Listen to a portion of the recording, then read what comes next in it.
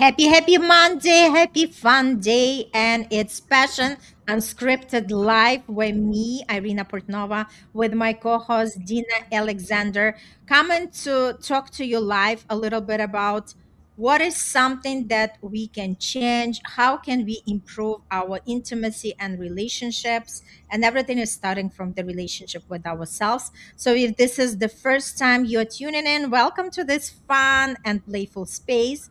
My name is Irina Portnova. I'm all about manifestation. How do we use the universal laws to help us to attract exactly what we desire in our partnership, in our relationships, and to experience the life to the fullest? Because that's what we are here for. And I am here today with Dina Alexander. Doo-doo-doo-doo-doo-doo. I Dina, love Dina, say a couple of words about yourself. I love that part. So that needs to stay. Does Yeah, it need to yeah. stay? So my name is Dina Alexander. I live in Aruba. We are a very mixed culture. So that's why I thought I couple of years ago the best thing is that these mixed cultures help me be a better coach for other people. That's what I've learned during my growth here on the island. So I am a personal coach, a relationship coach, and a sex coach. I do believe that sex and spirituality should be married, and that's the best balance you could have for everything, everything you want to create in your life. I love that. I love that. And today we have the fun conversation, and we called it Spilling the Tea on Love and Intimacy because we do receive a lot of questions from the audience. And since we wanted to go for the Q&A, I know a lot of people are working, but we actually had pre-submitted questions and we are going to address because today is going to be short 15 minutes. So we'll see whatever we can fit in that time. And we are going to start jumping in right in. And the first question was related, and I know Dina has the answer. Why do people pull away right when things start getting good? All right, Dina, would you like to start talking about it? Yes, this question is like it's like people are putting boundaries for. Sorry, um, um, they are like putting bombs for themselves, self Mm-hmm. sabotage, and let's start spicy. This happens when this happens a lot. Let's start like this. It happens more than people realizes.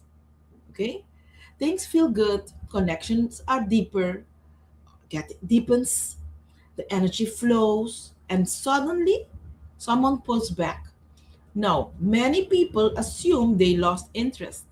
Sometimes, yes, can, but often the connection simply started to matter. And when something starts to matter, the nervous system reacts.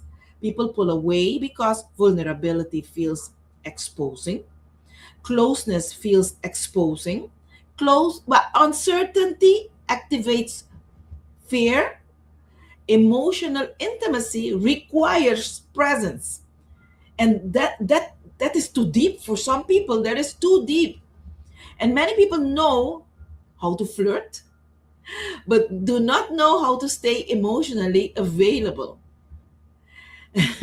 So instead staying in the moment, they manage it, and that changes the energy. When you start managing moment, you need to be Mm-hmm. present in the moment. Yeah, so that's the best way Mm-hmm. I can respond to this question. And um, Dina, I have like the input to that. From my experience, I saw that mostly pulling out men. I don't know what you noticed in that scenario, but majority of time men are the ones to pull away, and a lot of times women are left out questioning like what really happens and why is this happening. yes, in my experience, it can happen both ways. Okay, because of women, they their traumas in the past, they cannot Mm-hmm. get rid of it, and that makes it very, very hard for them to be present in the actual good relationship. And Mm-hmm. it depends. It depends. And you're right. Men can pull away, and I do have experience that women also can not pull away, but not give themselves entirely, even though things are super great. Yeah. Mm-hmm. Mm-hmm. Love that. Love that.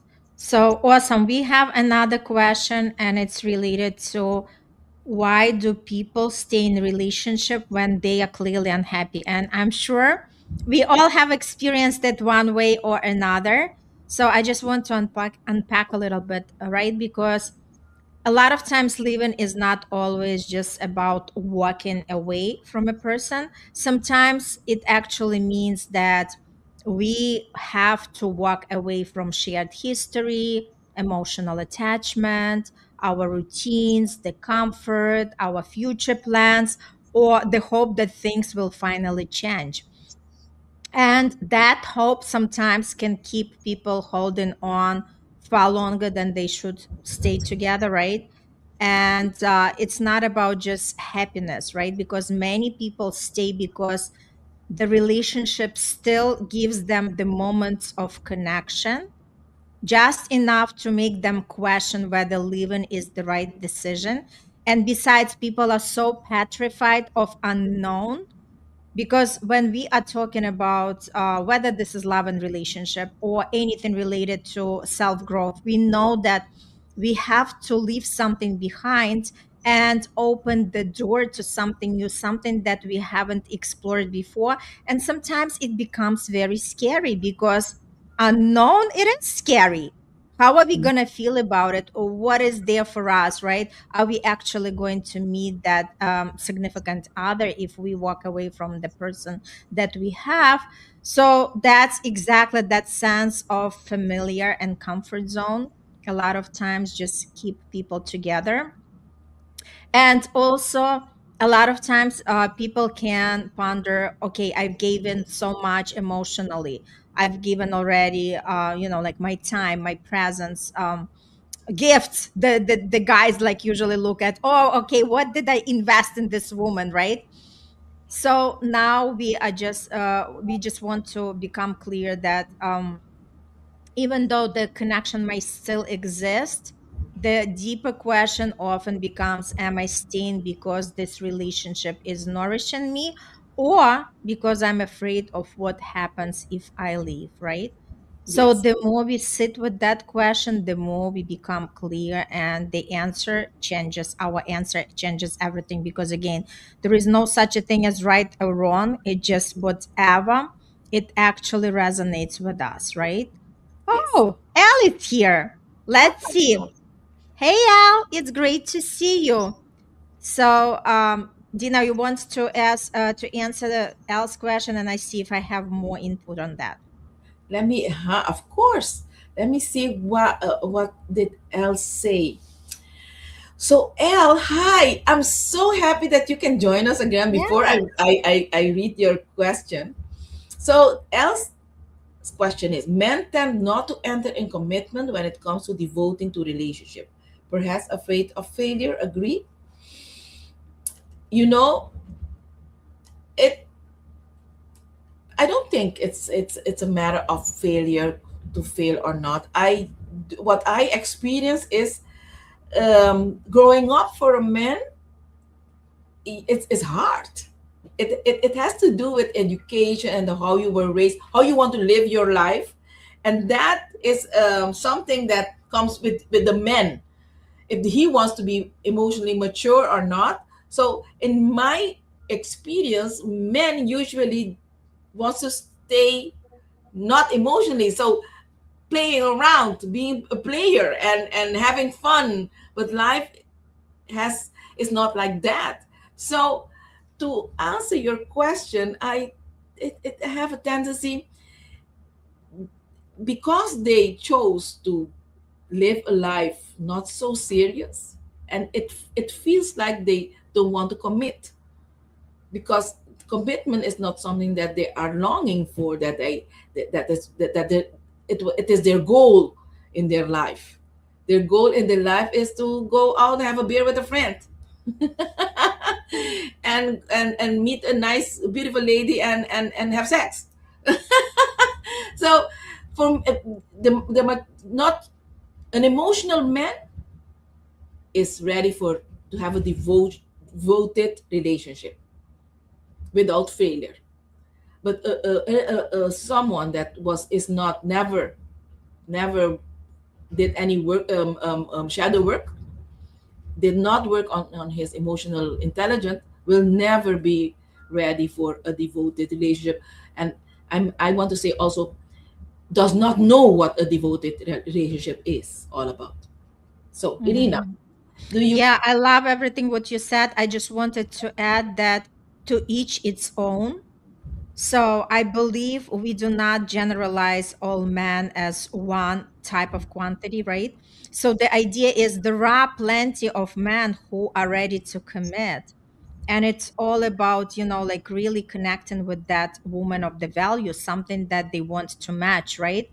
And when we talk about failure, again, we all failed in love. But for me, like I failed in love multiple times, but I never kept my heart closed because, again, because I'm not living from fear, right?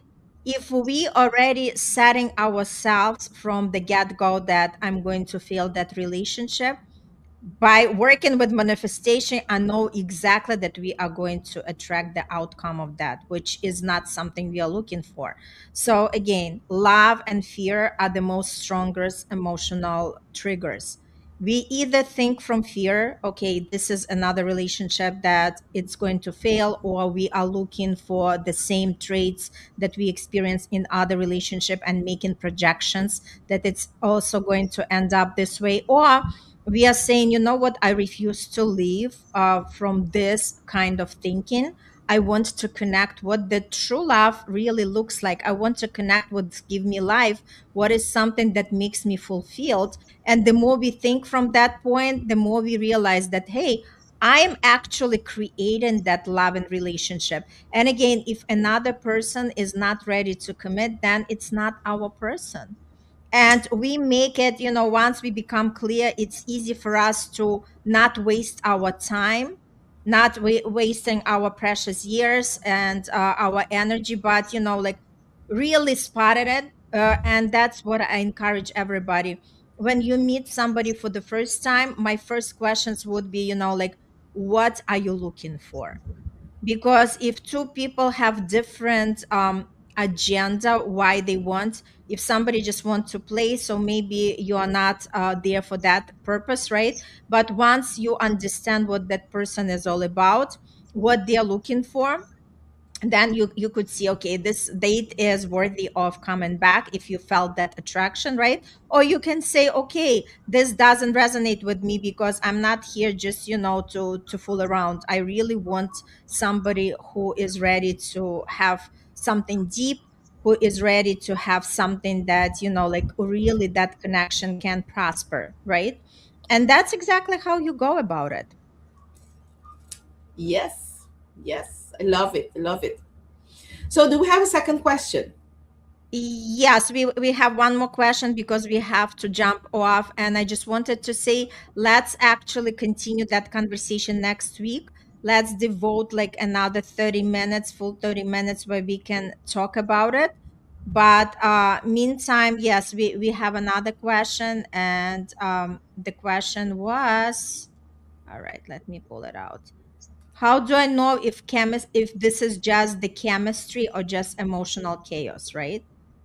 Yeah. To me, it looks the same chemistry and and emotional chaos. Because if we only follow from the chemistry, that's what can create emotional chaos. Okay, I'll let you speak, Dina, on that. And you're right. You're right. Before I start to put the puzzle back into it, in it, I want to say, yeah, chemistry. If you only chemistry is like a green light. It's only Mm-hmm. the green light, but you need to push the gas. You need to check around, because even though there is green light, there could be someone crossing the road or another car. You need to pay attention. So I think I want to say chemistry is only the green light. So all the other things that you need to do to get the car to your goal, you need to put attention and do that. Okay. But Mhm. emotional chaos, it's something else. It's not chemistry, it's just that. So this question right here is important because many people confuse intensity with connection. Chemistry Mhm. can feel exciting: butterflies, obsession, emotional highs, unpredictability. But emotional chaos also creates adrenaline. And the body can Mhm. confuse adrenaline for attraction. Real connection feels different. It has curiosity, it has steadiness, it has openness, it has emotional safety. Not perfection, but regulation. If you constantly feel anxious, confused, hyper alert, emotional, exhausted, that's not always chemistry. That is emotional chaos. And sometimes that is your nervous system in survival mode. And that's the only energy that your nervous system knows. So, and if Mhm. you're listening to us at this moment, if you think that being jealous, being toxic jealous, that's normal in a relationship, for example, you need to talk to us because it's not normal. Your nervous system do not know something different. Okay, Mhm. that's the Mhm. best way I can Yeah. describe it because we are over time. Yes. So yeah, and I just wanted to add, and that's another reason why we attract the same partners. If we are not really paying attention, what is something that we want to experience, but rather allowing our nervous system to catch the familiar, that's exactly what happens. That we are attracting the same partners who might, don't treat us the way we desire or don't appreciate us or anything else, right? Even abusive, God forbid. I never had this kind of, besides the words, right? We are talking about, like totally, the negative impact of that. And again, if our nervous system was trained one way and we did not do the work to make sure that we recognize these red flags right away, and we are putting the strong boundaries where we are saying, I'm not going forward with this relationship. This is something that we are putting ourselves into the trap over and over and over again. So I'm going to conclude on that. Thanks so much, Elle, for joining. We are going to continue this part two. Elle, if you have any questions, hold them for next episode. It would be great to cover them live. Maybe something that we are discussing already sparks some curiosity and more questions from you. We will be happy to answer them.